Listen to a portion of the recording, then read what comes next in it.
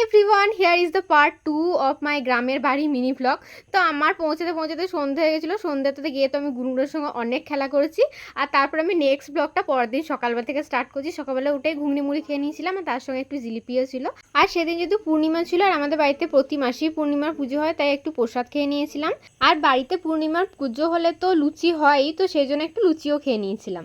আর তারপরে এই যে গুনগুন বুড়ি এখন রেডি হয়ে চলে এসেছে। এখন আমরা দেখবো কাদা খেলা। এখন চলছে আমাদের গ্রামে ধরম পুজো, তো সেটাই মিনি ব্লগ এটা। তো সেই উদ্দেশ্যেই গেছিলাম গ্রামের বাড়ি। আর গুনগুনকে দেখো কি সুন্দর নিজে নিজে খেলা করছে, নেল পালিশ পড়ছে। তাও ভালো যে নেল পালিশের ঢাকনাটা খোলেনি। আর ওর খেলা দেখতে দেখতে এদিকে আমাদের কাদা খেলাও স্টার্ট হয়ে গেছে। আমাদের ধরম পুজোর একটা বিশেষ বৈশিষ্ট্য হচ্ছে কাদা মাখা।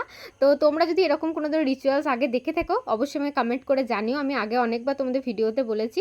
আর ও তো চুপচাপ দাঁড়িয়ে দেখছিল, কিচ্ছু টু শব্দ করেনি, বুঝতেই পারছে না যে কী হচ্ছে। তারপর আমি চলে এসেছিলাম লাঞ্চ করতে। লাঞ্চে আমি লুচি খেয়েছি আর ভাত খাইনি। আর তারপরে খেয়ে নিয়েছিলাম একটা অরেঞ্জ ফ্লেভারের আইসক্রিম, যেটা খেতে একদম বাজে ছিল। আর এখন চলে এসেছি আমি বাস স্ট্যান্ড, কারণ আমি এখন যাব বাড়ি। আর এই বাস স্ট্যান্ডটা আমার কাছে একটা ভীষণ নস্টালজিয়ার ব্যাপার, কারণ আমি ছোট থেকে এখানেই বাস ধরে স্কুল যেতাম। তারপরে আমি চলে গেছিলাম টিউশন পড়াতে। আর ওখানে গিয়ে মানে এমন বৃষ্টি স্টার্ট হলো যে বাড়ি পৌঁছাতে পৌঁছাতে প্রায় 8টা বেজে গেছিলো। তারপর বাড়ি গিয়ে একটু ফ্রেশ হয়ে নিয়েছি। আর যেহেতু সেদিন পূর্ণিমা করেছিল মা আর বাপি, তাই আর ভাত হয়নি, হয়েছিল ডালিয়ার খিচুড়ি, তাও আবার বাদাম ভাজা দিয়ে, আর ছিল অনেক ভাজাভুজি। আজকের মতো এতটাই, টাটা।